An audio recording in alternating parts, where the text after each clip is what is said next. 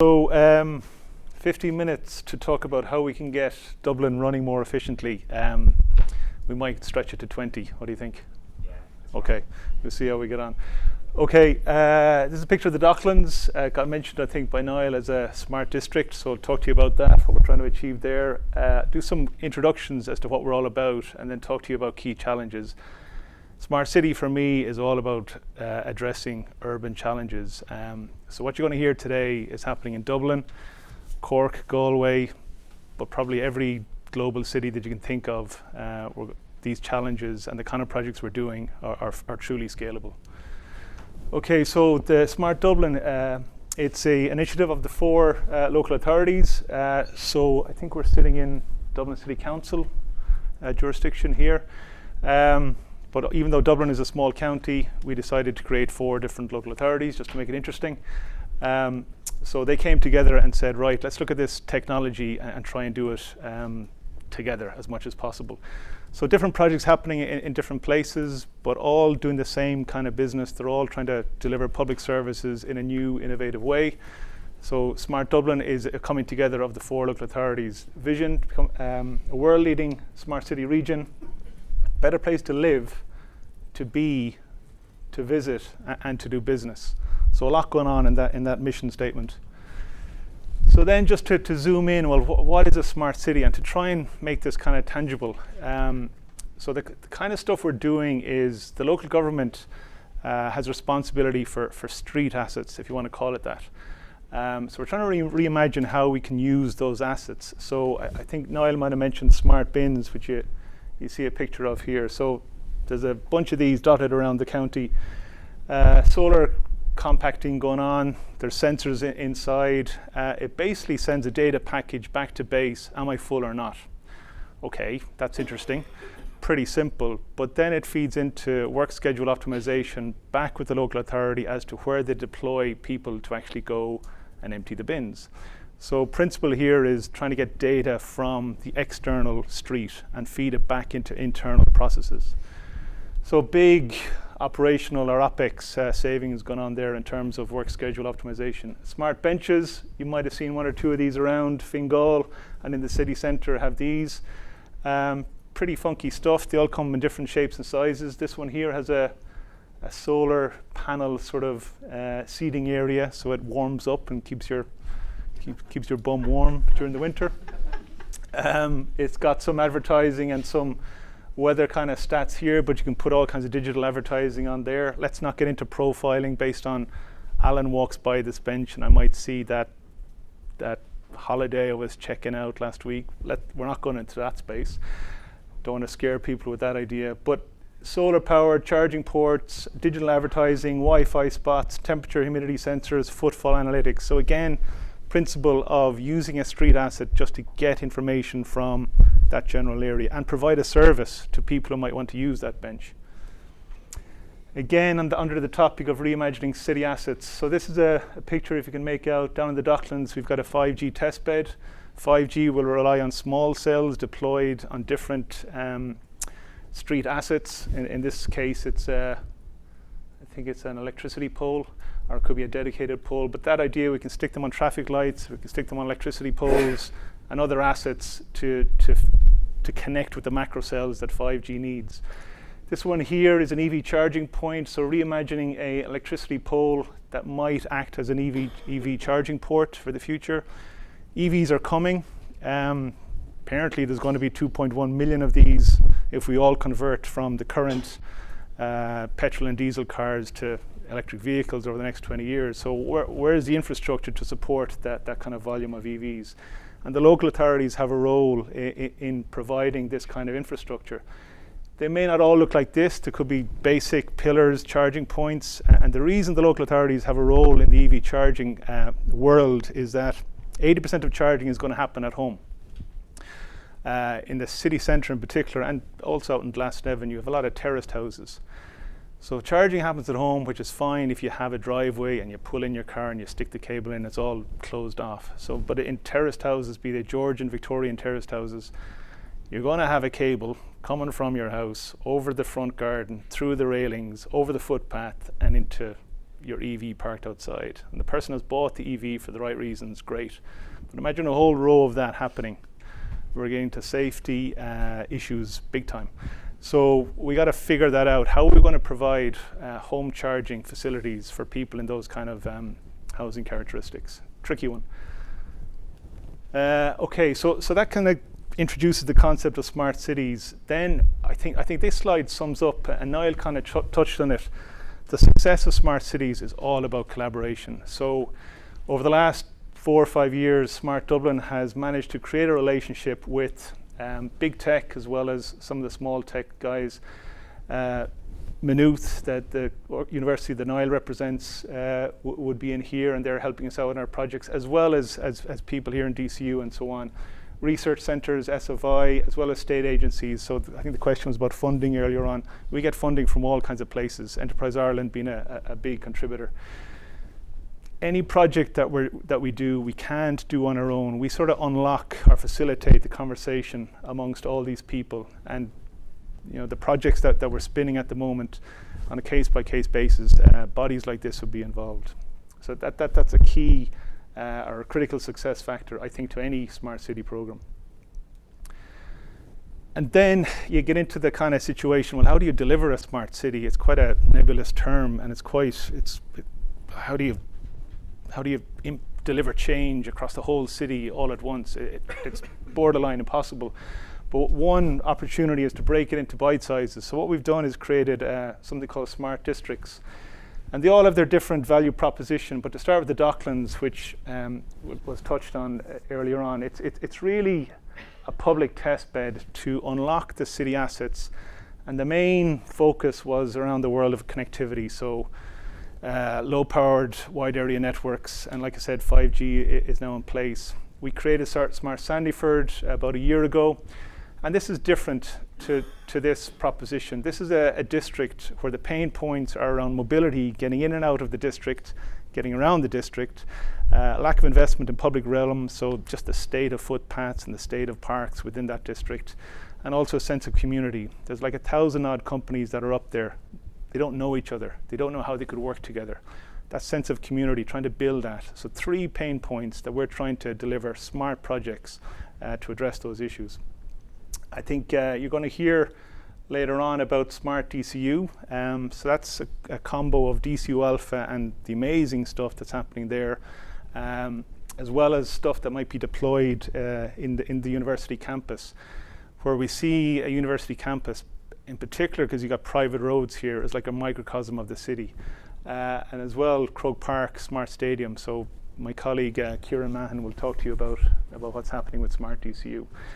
So again, key message here is, okay, this is the city level ambition, but by breaking it up into bite sizes with different propositions, we can decentralize activity, all for the greater good.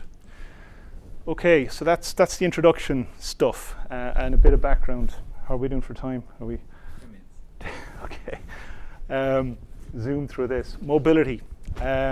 Niall touched on, or the question was posed, where might we see the biggest impact? And I'd agree with him. I think mobility is something everybody probably in this room can relate to. This is a real picture of probably this morning in Dublin. I cycle to work every morning, and I feel this guy's pain here in the middle. It doesn't look very mobile. Yeah, it's not. More mobile than everybody else around. Yeah, exactly. So just to paint the picture, so a lot of what we do is trying to use technology to unlock new ways of working. But a real part of any big change program is understanding the problem. And these kind of stats will, and we can all relate to the congestion, we can feel it, but when you see stats like Dublin, the average Dublin consumer wastes 246 hours per year being stuck in traffic, you kind of get a sense for the size of the problem. So that's across the greater Dublin area. So, and Google just released a tool, and please look this up afterwards. It's called the Environmental Insights Explorer, which basically maps for the whole Dublin region what has been the mode of transport used by all of us, and broken down by different jurisdictions within the city, and it's clear, and this is something we all know, the further out you go, the higher the dependency on cars, okay? Because of the historical lack of public transport investment and the urban sprawl. So I think we all kind of know historically why Dublin is what it is. But then you get this kind of information from the International Transport Forum, which says, and they did the simulation model. Now this is nirvana, that we all imagine you shared mobility. So the same mobility could be achieved with just 2% of the private vehicles that are currently on the roads. So imagine if that happened. You'd probably have empty roads, right? And the cynic in me would think, okay, people just start hopping back in their cars because they see the roads are empty. But basically the message here is the way we get around Dublin is just not sustainable.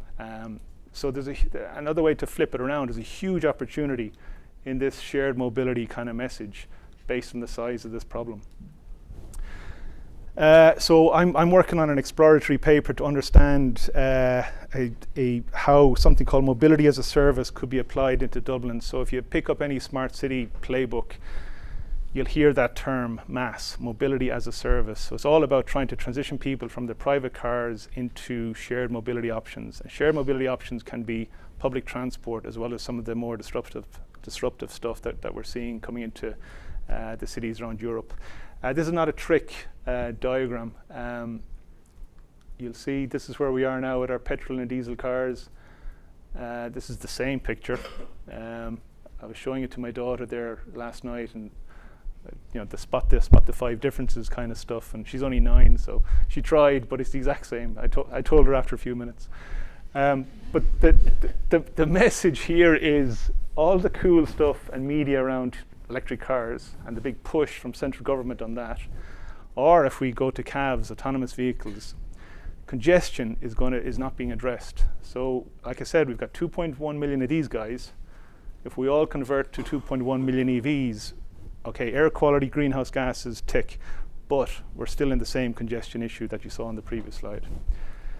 So what's happening in the mobility space, and this is all very real. Bleeper bikes, anybody used a bleeper bike? Yeah, okay. LiftShare, you may not have heard of these guys. This is a carpooling organization, a social enterprise organization, so they invest everything back into their offering. Very much about trying to promote shared mobility. That can happen at the city level as well as organization level. So any large employer, like DCU for example, could engage with these guys to introduce a carpooling program. Go-car, anybody used a go-car? All right, okay, that's real. Free Now Match, has anybody used that? Okay, so this is live in Dublin.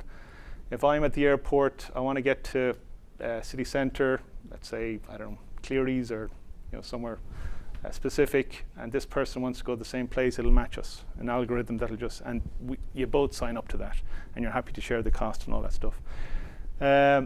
E-bikes, there's a company called Mobi going to launch e-bikes in the city, so they have the license to do this. E-bikes, I think, changes the game. You have the pedal bikes up here, which give you that kind of first mile, last mile hop from the DART station or whatever, maybe half a kilometre max. The range of e-bikes is 150 kilometres. To Wexford, if you want, right? But and the guy behind this is telling me there's going to be 1,000 of these launched before Christmas. I'm like, gee, really? So watch this space. They'll actually be green as well, so they might look like this. There's a consultation paper just finished with the Department of Transport around scooters. So fingers crossed we get the whole micromobility stuff.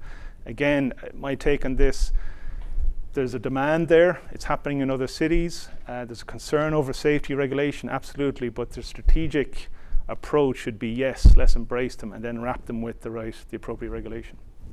So when it comes to mass, okay, it's integrating public transport with all these things that are already happening and putting them together to offer it, the user, all of us, in a single solution or app, if you want to call it that, options to get from A to B, and hopefully reliable pre-booking, ticketing, all that stuff as a viable alternative to the private car. Imagine if we did that, it's integrated, it works. you might help address the congestion issue. Next big challenge, illegal dumping. I think people are familiar with that kind of site in different corners around the city.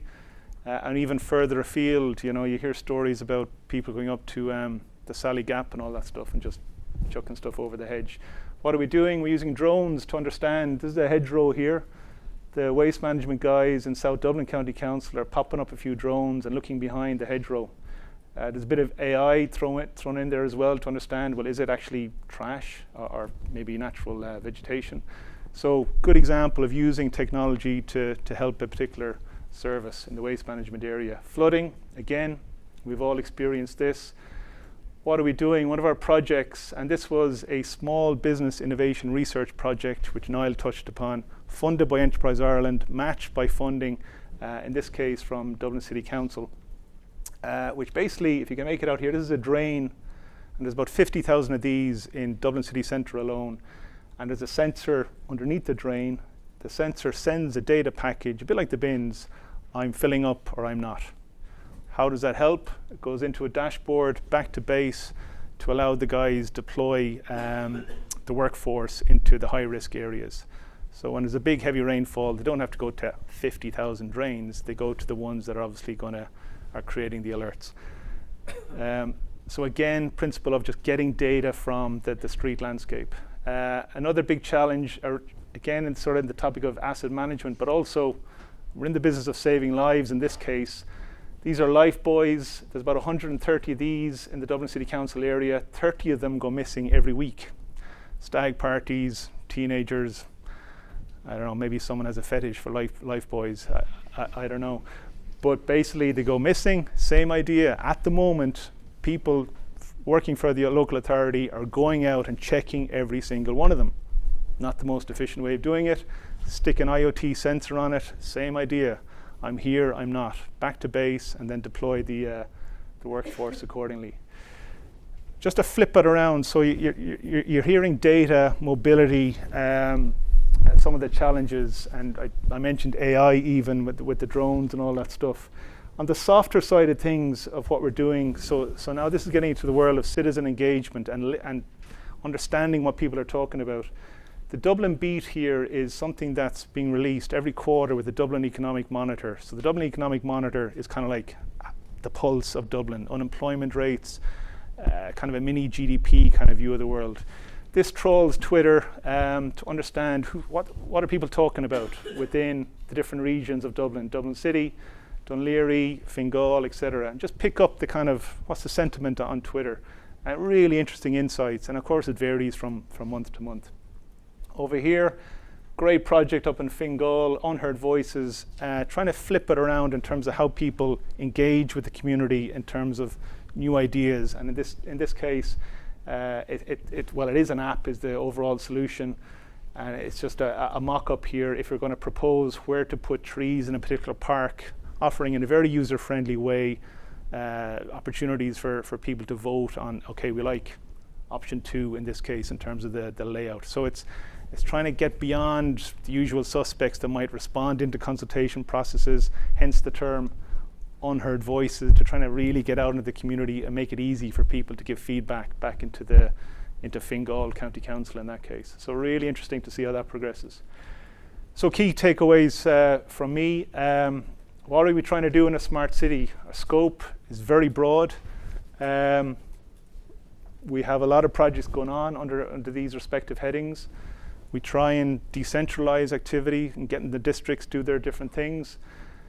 If all together, the objective is to make Dublin a world-leading smart city region, better place to live, to be, to visit, and to do business. So there we go. Okay.